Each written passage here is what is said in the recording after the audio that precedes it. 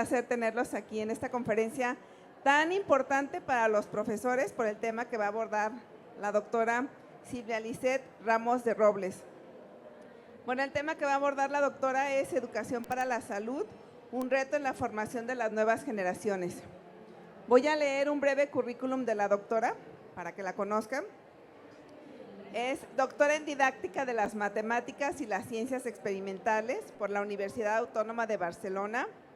Tiene estudios de maestría por el Instituto Superior de Investigación y Docencia para el Magisterio ICIDEM y sus licenciaturas en la Benemérita y Centenaria Escuela Normal de Jalisco y en la Escuela Normal Superior de Jalisco.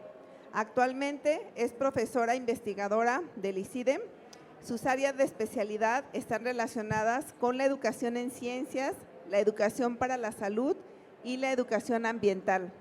Es miembro del Sistema Nacional de Investigadores Nivel 2. Tiene la palabra, Liz. Sí, gracias. Qué bueno tener amigos, ¿verdad? Para que me lo presenten a uno así. Amigos y estudiantes que no he reprobado que están aquí y todavía no se enojan conmigo para que compartan esta presentación. Bueno, muchas gracias por estar aquí compartiendo este espacio. Quizá esta va a ser una mirada muy diferente a lo que ustedes han visto de Recrea, porque hay un discurso muy bonito de Recrea, pero lo que yo les voy a presentar probablemente sea la otra cara de la moneda, pero que es la realidad que estamos viviendo, al menos en el estado de Jalisco. Bueno, vamos a plantear una visión de Recrea desde la investigación y a partir de ciertos datos que nos hacen pensar en cuestiones no solo de educar para la vida, como lo dice Recrea, sino también de educar para la enfermedad e incluso educar para la muerte. El primer planteamiento que quiero compartir aquí es que cuando se habla de educar para la vida y también se habla de educar para el bienestar, hay que hablarlo contextualizado. Es decir, cuando nosotros queremos ver qué tanto bienestar o qué tanto estrés o qué tanta salud o qué tanta enfermedad estamos viviendo, desde un campo de la salud ambiental deberíamos de considerar primero 3 espacios principales de análisis, que son donde gastamos la mayor parte de nuestro tiempo. Uno de ellos es el hogar, otro de ellos es donde trabajamos o estudiamos y el tercer espacio es donde nos recreamos. Pero en México, o al menos en Jalisco, dado el tiempo que gastamos en el transporte, también el transporte debería de ser un espacio para analizar, porque esto influye en nuestro estrés y en nuestro bienestar. Entonces, por eso puse en la parte de abajo, aunque algunos autores solo consideran estos 3 espacios, en Jalisco deberíamos de considerar también qué tanto bienestar tenemos cuando nos transportamos. Incluso cuando nos transportamos en el auto propio, que no es transporte público, también vivimos estrés por las condiciones de vialidad que vivimos, al menos quienes vivimos en la zona metropolitana de Guadalajara. Y para analizar estos espacios y cómo impactan en nuestra salud, hay que considerar también ciertos estresores, desde los estresores biológicos, químicos, físicos, sociales y psicológicos. Es decir, tendríamos que hacer primero investigaciones considerando esos espacios y al menos esos estresores. Por otra parte, reconocer también que la mayor parte de nuestras enfermedades o nuestro estado de salud no depende solo de nuestras cuestiones biológicas, sino que depende principalmente de cuestiones socioeconómicas, es decir, de los determinantes sociales de la salud. Entonces, si en Recrea quieren hablar de educación para la vida o educar para el bienestar, deben de estar considerando este análisis de los determinantes sociales de la salud, que son cuestiones sociales, económicas, de convivencia. Otra parte es el ambiente físico y además estarían también teniendo que abordar las condiciones del sistema de salud, que de estos depende el 25% de nuestra salud. Solamente el 15% de nuestra salud o en este caso enfermedad dependen de la parte biológica. Todo lo demás son de cuestiones externas a nuestro sistema biológico. Bueno, estos son algunos elementos más generales de cuáles son estos determinantes sociales de la salud, que tiene que ver con el nivel de educación, la ocupación, el ingreso, la raza y sobre todo la parte relacionada con las políticas o la gobernanza, ¿no? ¿Qué tanto se está haciendo desde la política pública para la búsqueda de nuestro bienestar? cuestiones también como la cohesión social, la vida en la comunidad, la convivencia que tenemos, factores psicosociales, entre otros. Son los que determinan al menos un 50% de nuestras condiciones de salud o bienestar. Yo les voy a presentar o quisiera presentarles 2 casos de investigación. Todo lo que les voy a presentar es proyectos de investigación que he trabajado con mis estudiantes de maestría o doctorado, algunos de ellos en ICIDEN y otros en la Universidad de Guadalajara, pero que nos permiten problematizar la situación que viven los niños y jóvenes en Jalisco para ver qué tanto podemos hablar de educar para la vida, ¿no? Primero, consideraría que se deben identificar cuáles son las principales causas de muerte en niños y jóvenes, al menos en Jalisco. Y lo que les voy a presentar es lo siguiente. Esto está en una página que en inglés es Global Border Disease, que son donde se concentran todos los datos estadísticos de Secretaría de Salud de todos los países y la búsqueda que podemos hacer en ella. Si gustan, al final de la presentación entro a internet para que vean cómo la pueden consultar. Y la búsqueda que se puede hacer es a nivel país y en el caso de México llega también a nivel estado. Entonces lo que les voy a presentar aquí es, por ejemplo, híjole, no se ve completo, pero son las principales causas de muerte de niños y niñas de 5 a 14 años en Jalisco, pero este es en el año 2000. Todo lo que ustedes ven de color verde son cuestiones de muertes que son principalmente conductuales, que no dependen de cuestiones biológicas o genéticas que nacen con ellos. Entonces, si ustedes ven, principalmente, bueno, accidentes de tránsito, suicidio, violencia, lo que está en verde más fuerte es lo que más aumentó en ese año. Entonces, si ustedes ven aquí, esto es lo del año 2000, esto que están viendo ustedes es 2010, y esto que están ustedes viendo aquí es 2019. Son los datos más actualizados que se tienen, todavía no tenemos hasta el 2022. No sé si los pasé muy rápido, pero lo que podrán identificar es que cada década, lo que más está aumentando son cuestiones relacionadas con suicidio y violencia, como principales causas de muerte en niños y jóvenes, principalmente de los niveles educativos donde trabajan ustedes, algunos de ustedes como profesores, ¿no? Entonces, esto de manera general nos da ciertas pautas para que se pueda ir problematizando cuáles son las principales causas de muerte en Jalisco y dónde los gobiernos o Secretaría de Educación debería de estar prestando más atención si es que de veras quiere educar para la vida. Esto es un análisis que nos permite comparar cómo de 1990, que es donde esta base de datos tiene los primeros datos, al 2019, cómo han cambiado de posición las principales causas de muerte.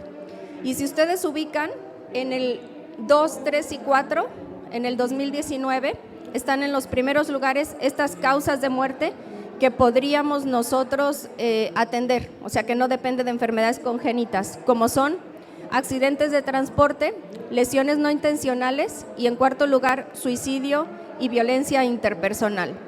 Entonces son datos que nos pueden ayudar a pensar y a problematizar la situación que están viviendo ahorita los niños que ustedes atienden en educación básica. Por otra parte, también obtuve datos pensando en las edades de los docentes, ¿no? ¿Cuáles son? En el caso de los docentes puse otro dato que no es causas de muerte, es otro dato que se llama carga de enfermedad. Probablemente ustedes lo han escuchado.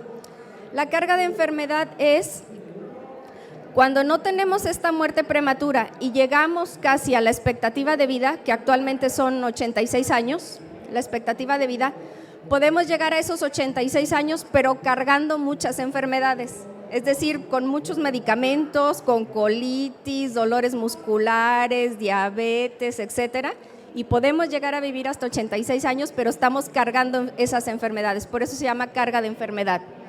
Y para el caso de los docentes, esto es el caso de Jalisco, personas de 50 a 69 años.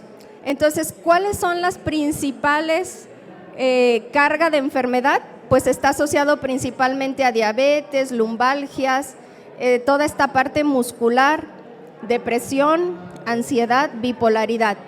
Entonces, claro que aquí no son exactamente los docentes, es toda la población de Jalisco que se encuentre entre 50 y 69 años. Aquí no hay nadie de esa edad, todos son más jóvenes. Entonces, vamos a ver, los de 15 a 49 años son edades que ya están así establecidas en el sistema de búsqueda, pero también estamos hablando de cuestiones de depresión, ansiedad. Esto es la parte de todos los que padecemos dolores como yo, de ciática y cuestiones esqueléticas y musculares, ¿no?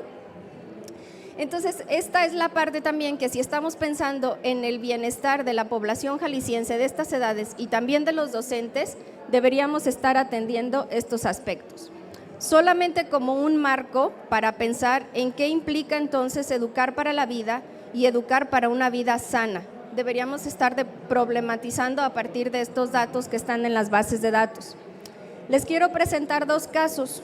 Uno que es un estudio que realizó una egresada del doctorado del ICIDEM, que es niños y adolescentes que viven con enfermedad renal crónica y qué alternativas de educación tenemos para ello. Y otro es un proyecto donde estamos analizando plaguicidas que están presentes en alimentos, principalmente frutas y verduras de consumo frecuente en niños de educación preescolar y qué impactos puede tener esto a la salud. Entonces estaríamos relacionando conceptos que van salud, enfermedad y alimentación. El primero de los casos es que esta enfermedad renal crónica se caracteriza por ser progresiva y además es irreversible.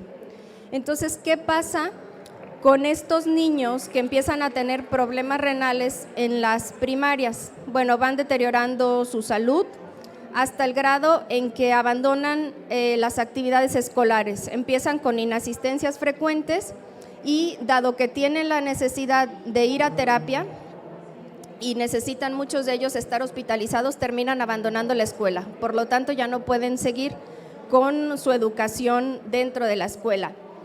Ellos terminan o pasan gran parte de su tiempo o en su casa con cuidados familiares o en el hospital. Entonces, la pregunta aquí es, ¿qué puede ofrecerles la educación a estos niños que dejan la escuela, ¿no? O qué tipo, por ejemplo, en mi caso, que yo me dedico a la enseñanza de las ciencias naturales o experimentales, en este caso la pregunta es, ¿en qué educar a estos niños? ¿Qué conocimientos científicos necesitan para atender su condición de salud? Dado esa condición de enfermedad, pues no vamos a enseñarles a lo mejor qué es una célula, qué es un átomo o los contenidos normales que estaríamos enseñando en la escuela, sino la pregunta es cómo podemos ayudarles a través de la ciencia a atender de una mejor manera el proceso de enfermedad.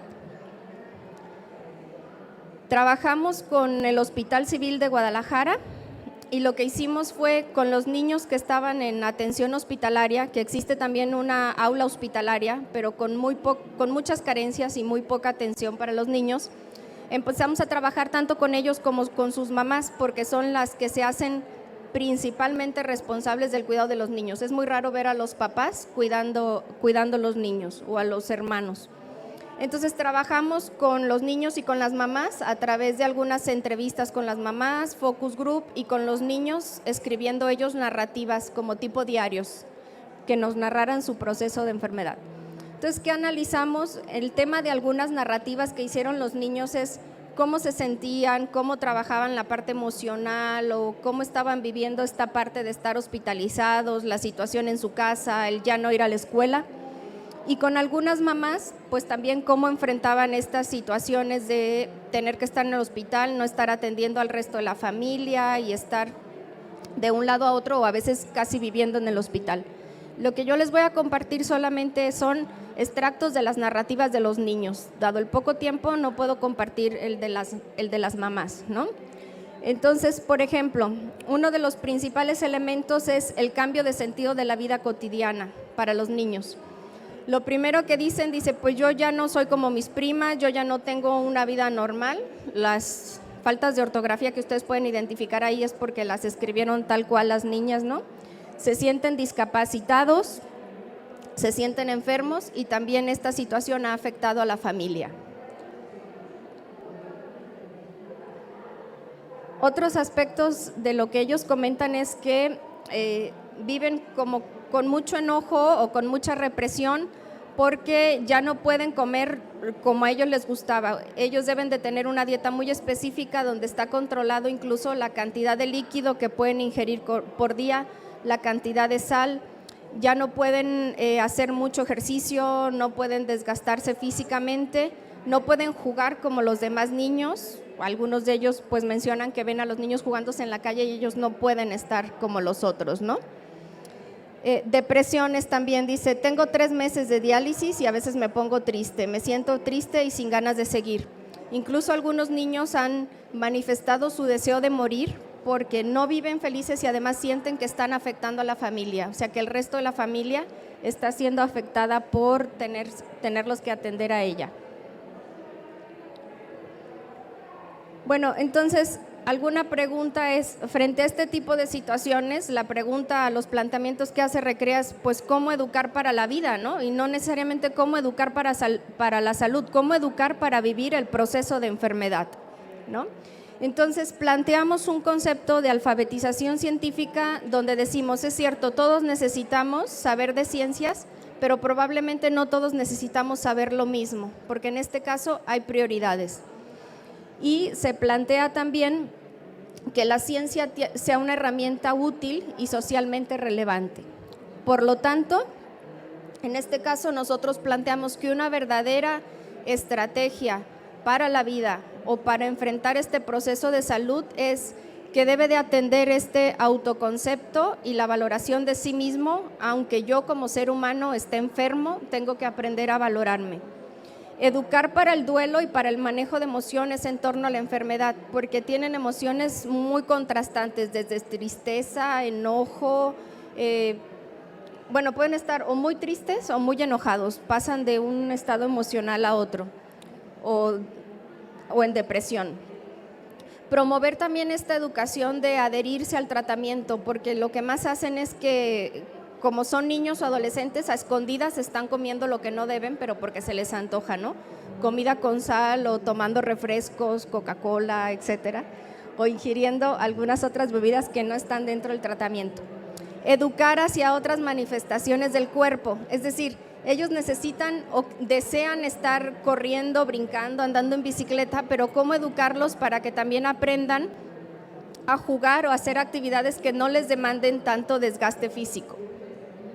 Favorecer la continuidad de la educación escolarizada tanto al aula hospitalaria, es decir, si el gobierno realmente le interesaría atender la salud a través de la educación de estos niños, estaría apoyando las aulas hospitalarias y estaría abriendo más aulas hospitalarias en otras clínicas, porque pues el Hospital Civil la tiene, pero muchas clínicas o muchos hospitales no tienen aula hospitalaria. Y otra parte muy importante es no solo educar para la vida, sino también educar para la muerte, porque es parte de un ciclo del ser humano, pero no nos educan, al menos a mí no me han educado para saber y aceptar de una buena manera que voy a morir, y más en este caso de niños que normalmente la trayectoria y dadas las condiciones económicas, lo que terminan es en la muerte, ¿no? Pero no hay una forma de que los ayuden a ellos a procesar o a vivir ese proceso de duelo y de muerte. Y una alfabetización no solo para ellos ni para las mamás, sino también para la familia, porque existe o con mucha frecuencia estas mamás terminan divorciadas porque el esposo está desatendido, porque ellas pasan todo el tiempo en el hospital, los hermanos también se van como desagregando, entonces hay una fragmentación familiar dadas estas situaciones. Y bien, ahí voy a cerrar el caso 1 que nos implica a pensar en estas otras formas o estas otras necesidades de educar y que no necesariamente son en un buen escenario y educar para la vida y para cosas como fáciles o bonitas como lo que yo leí en Recrea, ¿no? Sino que hay que considerar estas realidades. Y otro caso de estudio que hemos estado analizando es el uso cada vez más frecuente de plaguicidas en la producción de alimentos. Y este es un caso muy importante, sobre todo para Jalisco, porque ustedes saben que Jalisco es el líder mundial en la producción de alimentos. Entre ellos, pues, carne, huevo, leche, miel, agave, Nomás digo agave y se me olvidan todos los demás alimentos, pero ustedes sabrán todos los alimentos que produce Jalisco. Sabemos que los plaguicidas son necesarios para lograr esta producción de alimentos, pero lo que hemos identificado es que actualmente se están aplicando incluso sin saber si se requiere o no, solamente para garantizar la producción de alimentos. Y lo que nos preocupa aquí es que actualmente están usando, o los de mayor uso y que han desplazado todos los demás plaguicidas, son los neonicotinoides, que son estos últimos que salen al mercado al finales de los 90 y han sido los más vendidos actualmente. Se llaman neonicotinoides porque son derivados de la nicotina. La toxicidad de estos es incluso 10,000 veces más tóxico que el DDT. El DDT, la OMS terminó en algún momento por prohibirlo, reconocer su toxicidad, y actualmente, al menos en México, está permitido el uso de 7 neonicotinoides y son los más tóxicos a nivel mundial. Bueno, me faltó decirles que estos neonicotinoides son insecticidas, son para controlar plagas de insectos. ¿Qué hicimos nosotros para identificar si se estaban usando neonicotinoides en el estado de Jalisco? Hicimos un primer estudio donde muestreamos colmenas de miel fijas en 30 municipios del estado de Jalisco e intentamos que abarcara toda la región del estado. Los puntos que ustedes ven rojos son los lugares donde nosotros muestreamos miel y en esa miel encontramos 2 neonicotinoides más otros plaguicidas. Otros quiere decir mezclados con organofosforados, carbamatos, herbicidas, etcétera. Los puntos que ustedes ven en blanco es donde las muestras de miel salieron sin ningún plaguicida.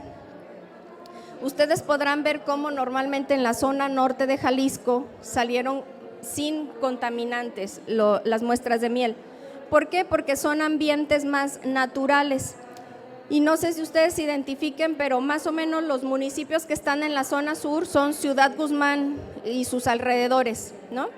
Y también probablemente si ustedes piensan en estos municipios, ahí han cambiado mucho el uso de suelo para sembrar todos estos frutos rojos, todos los berries y estos, y lo que está ya también más al sur para el cultivo de los aguacates, ¿no? Que ya está como límites con Michoacán.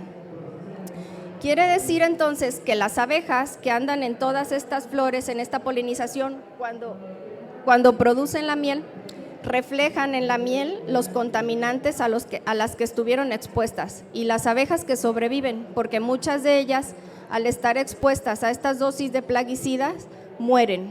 La mayoría mueren o si no quedan dañadas del sistema nervioso central y ya no saben regresar a la colmena. Si no tienen muerte inmediata, mueren después de 1 o 2 días. ¿Qué hicimos nosotros? Después que identificamos esta presencia de estos plaguicidas altamente tóxicos en el sur de Jalisco, trabajamos con un preescolar en San Andrés Ixtlán, que es una población muy cercana a Ciudad Guzmán, junto con las mamás. Durante la época de pandemia, que los niños no fueron a la escuela, nos ayudaron a llenar su bitácora de los principales alimentos consumidos durante 2 semanas. Para esto, entonces, tuvimos todo el llenado de bitácoras de alimentación y seleccionamos los alimentos de mayor consumo, ¿no? Entonces analizamos fresas, frambuesas, manzanas, naranja, plátano, guayaba, mandarina, uva verde, aguacate. Ahí podrán ver todos los alimentos que seleccionamos. Los mandamos a analizar a un laboratorio a través de un método de análisis que permite identificar hasta 242 plaguicidas en el alimento, ¿no? Entonces enviamos a analizar nuestras muestras de los mismos alimentos que estaban consumiendo los niños. Quiero aclarar que no todos los alimentos se producen en la región, pero son los que se venden en el tianguis de Ciudad Guzmán o de las tiendas de San Andrés Ixtlán. Fuimos y compramos donde mismo que compraban las mamás, seleccionamos las muestras, las enviamos a analizar para ver cuántos residuos de plaguicidas tenían y de qué tipo. Voy a presentarles parte de los resultados. El 61% de las muestras tienen neonicotinoides, que son los más tóxicos, los plaguicidas con mayor potencia. 13% tiene otro tipo de plaguicidas y solamente 8 muestras tuvieron 4 muestras solamente salieron libres de plaguicidas y 8 muestras con otros plaguicidas que no eran neonicotinoides. Bien, no sé si esto lo alcancen a ver bien, pero por ejemplo, imidacloprid es el neonicotinoide más tóxico de los 7 que existen y fue el que estuvo más presente en la mayor parte de alimentos. Quiere decir que en México el plaguicida más utilizado, imidacloprid, es el más tóxico de todos y estuvo presente en la mayoría de las muestras que salieron con plaguicidas. Ok, en esto lo que podemos ver es cuántos tipos de plaguicida tuvo cada muestra. La que ustedes ven aquí es el jitomate. El jitomate tuvo 1, 2, 3, 4, 5, 6, 7, 8, 9 diferentes plaguicidas en diferentes dosis, ¿no? Y bueno, el jitomate está dentro de la dieta básica del mexicano. Otro dato muy triste que ustedes verán más adelante es que el jitomate tuvo 5 neonicotinoides, es decir, de los más tóxicos tuvo 5. La fresa es otro de los que salió con mayor cantidad de plaguicidas, la frambuesa fue otro, la uva verde, el aguacate y el chayote, ¿no? Entonces, esta frase de consume frutas y verduras ya hay que pensarla un poquito más porque no sabemos exactamente lo que estamos consumiendo. En esta gráfica solo se representan los alimentos que tuvieron neonicotinoides. Lo más triste, como les dije, es el aguacate, que tuvo acetamiprid, cotrianidina, dinotefurán, imidacloprid y tiametoxan. De los más tóxicos y tuvo 5 de 7 neonicotinoides. Después está la frambuesa, la fresa, aguacate, papa, uva verde, pero bueno, todo esto tiene neonicotinoides. Y esto solamente se identificó en una muestra, pero entonces ahorita lo que estamos estimando es el riesgo por la concentración de todo lo que comemos en una semana. Bueno, esto solamente ya para, al revés, esto es el neonicotinoide y en cuántos distintos frutas y verduras estuvo presente. Bien, otra parte importante que nosotros nos pusimos a investigar es estos neonicotinoides. ¿Cómo voy de tiempo? ¿Bien? Ok. Estos neonicotinoides están a la venta o estos plaguicidas están a la venta porque salen y los permite pues COFEPRIS, que es el que analiza riesgo sanitario, ¿no? Entonces aquí tenemos el neonicotinoide. Cada producto tiene algo que uno puede buscar que se llama hoja de seguridad. La hoja de seguridad es donde viene la descripción de qué tan tóxico es y cuando salió al mercado, qué se supone o qué daños al ser humano o al ambiente puede ocasionar. Como cuando salen al mercado no hay tanta investigación de qué tantos daños causan a la salud, los permiten. Pero entonces, esto es la parte de lo que sale en la hoja de seguridad y lo que hemos estado haciendo aquí en los círculos rojos es revisando los últimos artículos que se han publicado, donde ya han hecho experimentos in vivo o in vitro, lo que reportan ya los artículos y que contradice a lo que dicen las hojas de seguridad. Por ejemplo, dice aquí, no causó toxicidad durante los estudios experimentales con animales, lo que ya se ha demostrado es que causa lesiones a la tiroides y falla hepática. Causa toxicidad a la reproducción en un estudio de 2 generaciones de ratas y aquí dice, en pruebas en animales causó abortos espontáneos, talla baja y esqueletos anormales. Entonces, todo lo que ustedes, no fue mutagénico y aquí ya está demostrado que fue mutagénico. Causa toxicidad en la reproducción y aquí ya viene partos prematuros, disminución de esperma, madurez sexual retrasada en los machos. Así que se pueden ir preocupando los machos también, ¿no? Para que vean que no solo las mujeres nos tenemos que estar preocupando siempre. Bueno, entonces todo lo que nosotros fuimos poniendo ahí es lo que ya los artículos está demostrado que sí causan afectaciones a la salud. Y además de la salud humana, pues también el daño al medio ambiente. Entonces, aquí también en este otro listado, pues aquí para que nos preocupemos también las mujeres, ¿no? Cambios en el peso de los ovarios, cambios en los ciclos de las mujeres, etcétera. Lo que también se ha demostrado es que pueden causar principalmente tumores de tipo cerebrales y en niños autismo. Bueno, lo que hemos trabajado también frente a la falta de legislación ambiental, que en México esta legislación llega muy tarde porque estos neonicotinoides ya están prohibidos en gran parte de los países europeos.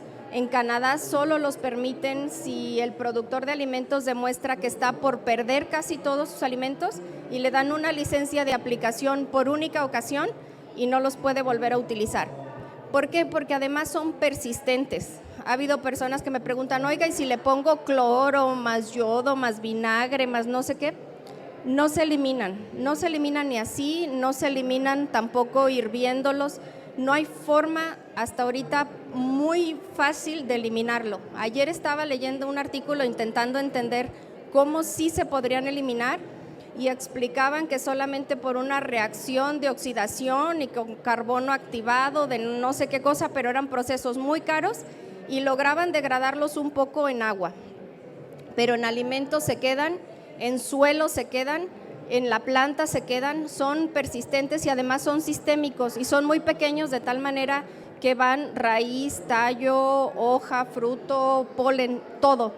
Y también están contaminando, o ha habido estudios que identifican cómo están contaminando el suelo y cómo llegan también a agua de ríos y mares y están afectando también ahí toda la parte.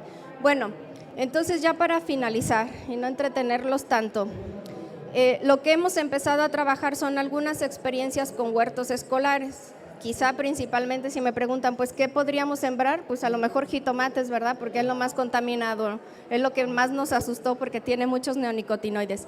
Entonces también estamos trabajando con el desarrollo de huertos escolares. Lo que les voy a presentar aquí es un proyecto que está haciendo también una estudiante del doctorado del ICIDEM, que está trabajando con huertos escolares en preescolar.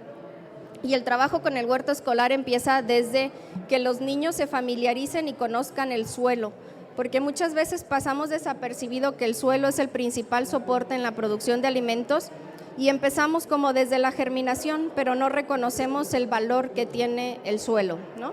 Entonces empezamos con actividades de que conozcan el suelo, que conozcan los distintos tipos de suelo, porque Jalisco también es un estado que al menos tiene 4 tipos de suelos diferentes y a veces no los valoramos. Entonces conocen el suelo a través de los sentidos. Luego empiezan con la parte de la germinación de algunas semillas. Posteriormente preparamos o buscamos estas áreas de los preescolares que a veces están abandonados o que están en donde tienen ahí las cosas que ya no sirven, ¿no? Y lo que hicimos aquí también, pues para preparar estos espacios y convertirlos en huertos escolares es pedirles ayuda a las mamás o a los abuelos o abuelas que llegaron ahí a ayudarnos a preparar esta parte y las involucramos también en quitar esta parte de tierra que no servía y preparar el suelo para hacer el huerto escolar. Posteriormente trabajamos la parte de trasplantar las semillas que germinaron, del semillero ya las pasamos aquí al huerto, entonces plantamos algunos rábanos, espinacas, betabel, lechuga y lo que pudimos. Después educamos a los niños para que aprendan cada cuánto tienen que ir regando, diseñaron unas botellas para hacer riego por goteo y que vigilen también el crecimiento de las plantas. Se les da la responsabilidad que cada uno de ellos tiene que atender cierta hilera de plantas y las van vigilando. Entonces, hasta que podemos como cosechar algunos alimentos, pues claro, no todo se logra, ¿no? Pero cosechamos algunos rábanos, algunas lechugas, betabeles también salieron algunos, y lo que hacemos es que valoren esta parte de lo que ellos producen en el huerto escolar y puedan también comerlo, ¿no? Eso es solamente como una estrategia de atender lo que realmente no está atendiendo el gobierno, porque no hay política pública que actualmente pueda legislar el uso de los neonicotinoides. Y ha sido un problema también de pérdida muy fuerte de polinizadores en Jalisco, y no solo en Jalisco, sino también en Yucatán y en Campeche, que eran principales productores de miel a nivel nacional y han perdido a veces hasta más del 50% de la producción de miel a causa de la utilización de estos plaguicidas con dosis letales para abejas, ¿no? Entonces aquí también está en riesgo nuestra seguridad alimentaria, porque al menos un 70% de lo que consumimos nosotros depende de los polinizadores. Bueno, finalmente yo digo, pues sí estoy de acuerdo en algunos de los planteamientos de Recrea, de educar para la vida. Pues sí, estamos de acuerdo que hay que educar para la vida, pero para educar para la vida hay que también tener una vida sana. Y el mensaje es, pues efectivamente, si estos son los mensajes de Recrea o de Secretaría de Educación o del Gobierno del Estado de Jalisco, pues tendríamos que estar viendo que las acciones se enfoquen también a regular lo que a ellos les compete en estas dinámicas o políticas que de verdad garanticen una vida sana o una alimentación sana. Pues es más o menos parte de lo que estamos haciendo. Muchísimas gracias. Quizás si tenemos tiempo, puedo compartirles esta página. Ahorita que hagan preguntas también les quiero compartir esta página de donde saqué las estadísticas, estas que les presentaba de mortalidad y carga de enfermedad, porque esa es una página muy rica donde ustedes pueden explorar ciertos datos por estado a nivel nacional. Y es de acceso gratuito para que ustedes puedan navegar en ella y la puedan utilizar.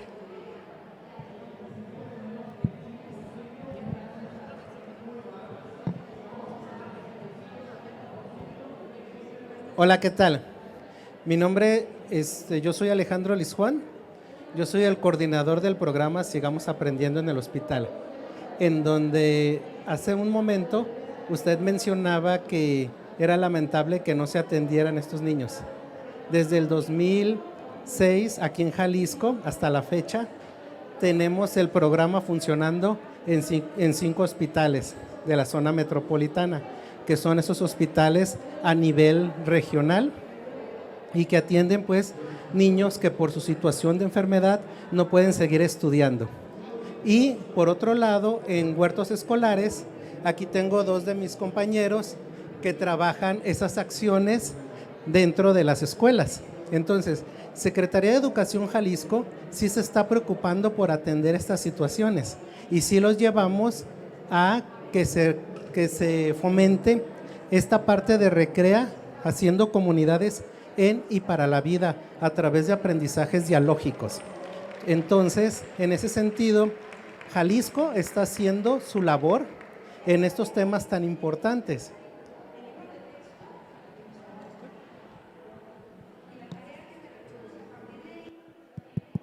No sé si se escuche ya. Sí, yo no dudo que existan casos, ¿no?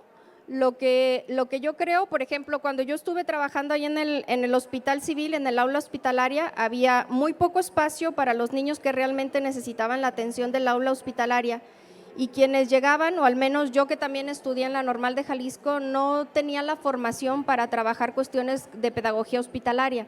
Entonces es un trabajo que cuesta trabajo realizar, desde la formación básica de los profesores, porque incluso yo no estaba preparada cuando llegué a trabajar con estos niños para atender las necesidades de adhesión al tratamiento, por ejemplo, ¿no? O que les diseñara junto con los médicos la forma en que tenían que atenderse. Entonces sí reconozco que son esfuerzos que pueden estar empezando, que se necesitaría establecer más trabajo sobre ello y trabajar también con la formación inicial de profesorado, trabajar de manera conjunta. Estuvimos trabajando en el Hospital Civil, no solo profesores, sino también médicos, pediatras, nefrólogos, tanatólogos y algunos como de apoyo espiritual, ¿no? Ahí sí entiendo que debe ser un trabajo interdisciplinar y trabajar también en la parte de la familia, porque lo que no se estaba llevando a cabo también era cuando recaían estos niños, era cuando salían del hospital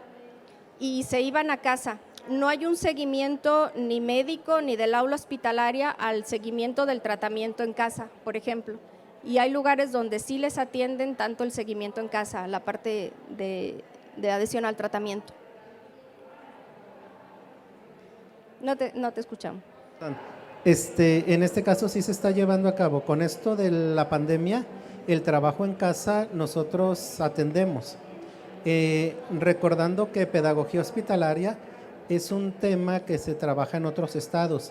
Aquí en Jalisco se conoce como Sigamos Aprendiendo en el Hospital y mis compañeras docentes que atienden esta temática dentro de los hospitales están plenamente capacitadas y desarrolladas en estos temas.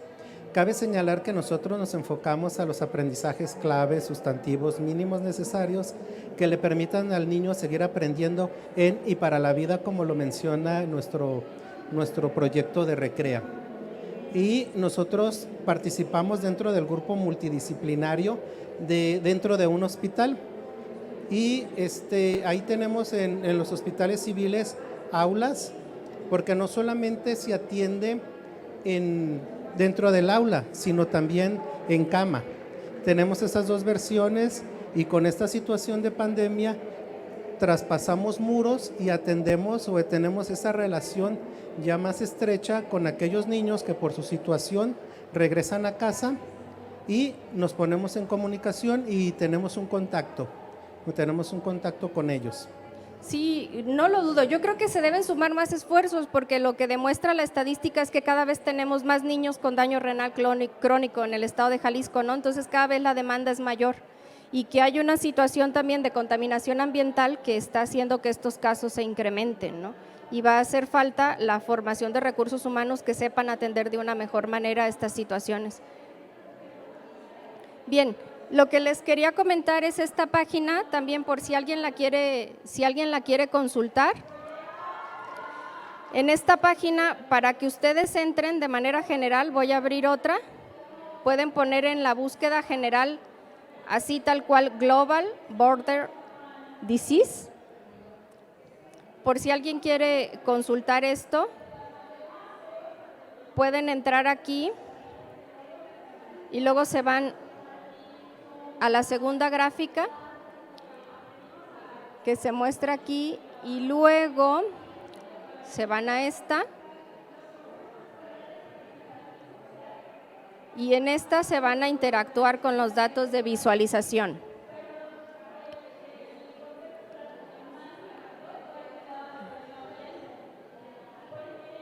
Una vez que estén en esta página, ustedes ya pueden, bueno, aquí. Como no sé muy bien inglés, lo voy a poner en español.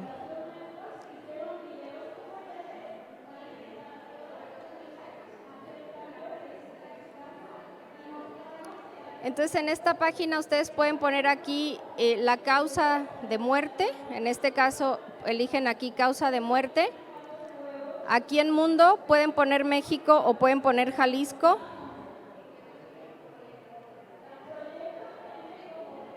Y aquí en Jalisco pueden seleccionar ya el grupo de edad que ustedes quieran. Por ejemplo, estábamos viendo de 5 a 14 años.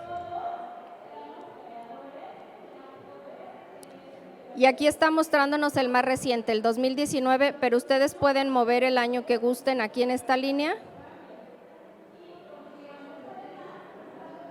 y ver cómo disminuye o cómo aumentan ciertos rubros.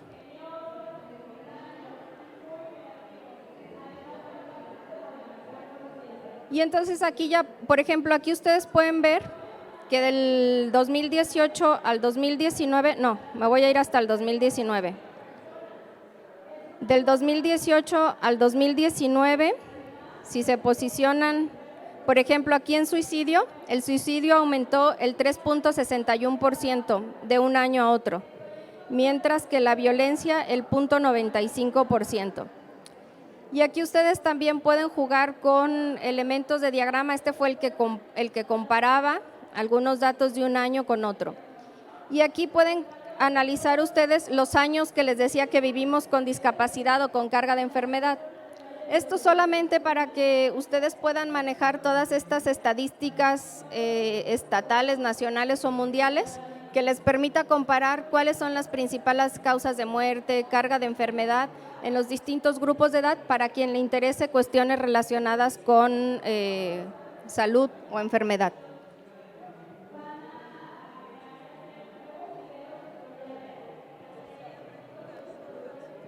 ¿Alguna otra pregunta?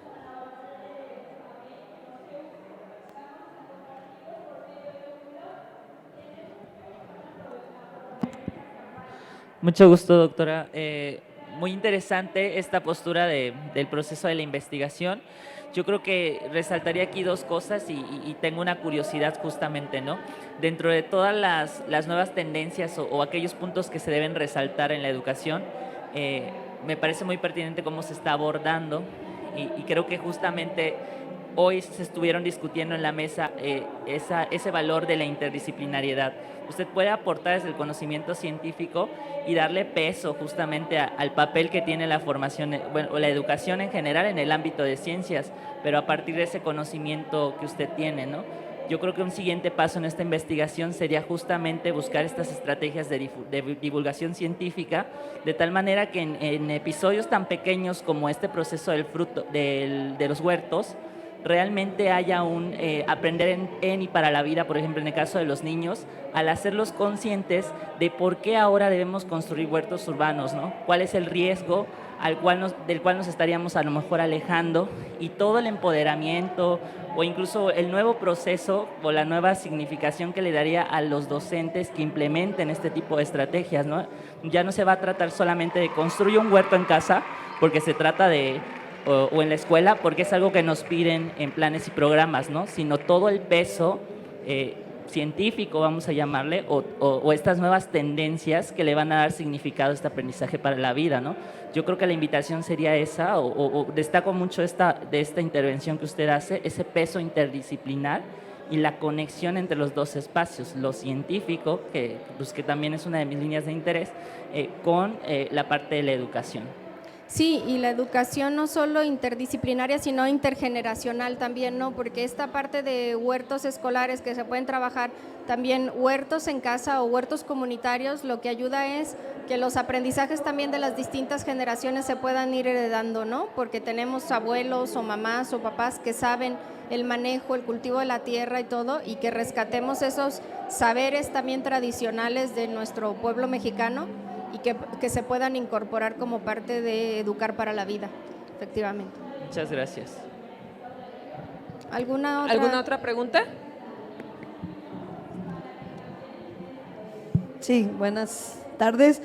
Sí, bueno, es cuando escuchamos de que lo que comemos todos los días, que es saludable, te va a enfermar, pues es cuando sí te pones a pensar, ¿no?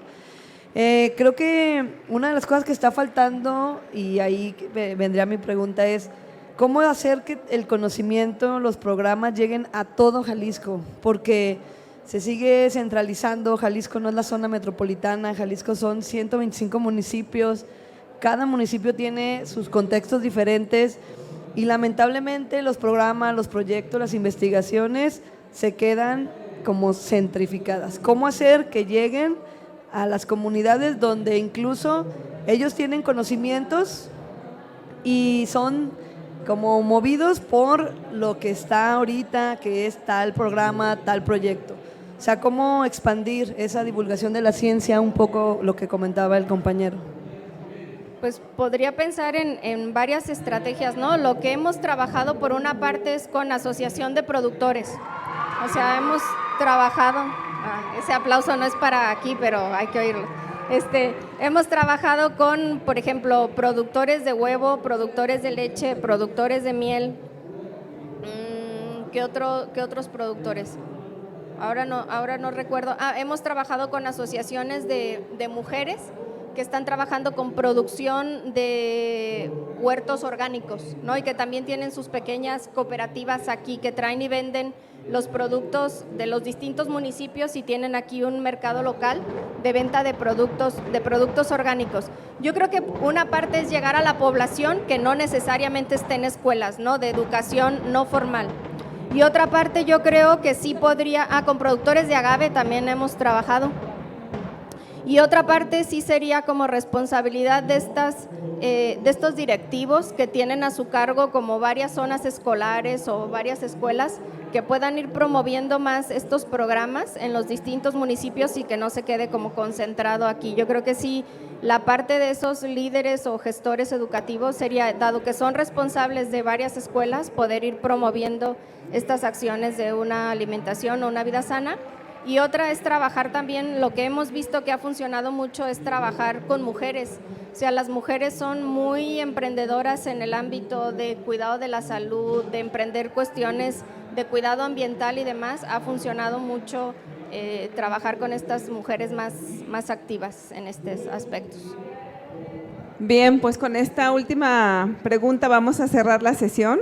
Gracias, doctora Silvia Lisset Ramos de Robles. Le vamos a entregar su reconocimiento y su reconocimiento de Recrea. Gracias.